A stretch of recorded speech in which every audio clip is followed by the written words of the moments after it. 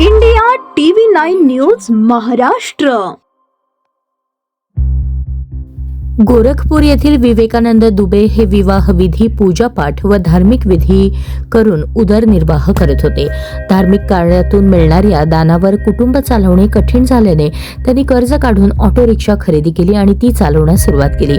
मात्र काम मंदावल्यामुळे ऑटोचे हप्ते भरणंही अशक्य झालं. सततच्या आर्थिक विवंचनेला कंटाळून अखेर विवेकानंद दुबे यांनी आपल्या पत्नीसोबत विषप्राशन करून आत्महत्या केल्याची हृदयद्रावक घटना घडली.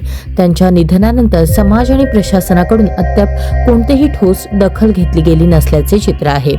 संविधानाच्या नावाखाली दाखवले जाणारे तथाकथित महलनुमा घर आणि वास्तवातील त्यांची परिस्थिती यामध्ये मोठी तफावत असल्याचे बोलले जात आहे.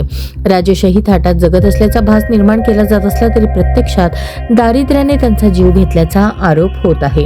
या घटनेमुळे भारतासारख्या देशात जिथे दानाला धर्म मानले जाते तिथे अशा धार्मिक सेवकांचा शेवट उपेक्षित अवस्थेत होतो हे अत्यंत दुर्दैवी असल्याची भावना व्यक्त केली जात आहे.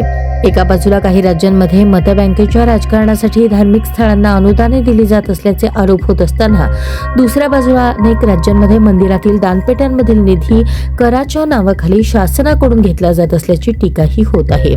हिंदू समाजातील गरजू गरीब, गुरुकुल, संस्कृत शाळा, आचार्य कुलम, गरीब मुलींचे शिक्षण, विवाह यासाठी हा निधी वापरला जात नसल्याची खंत व्यक्त केली जात आहे.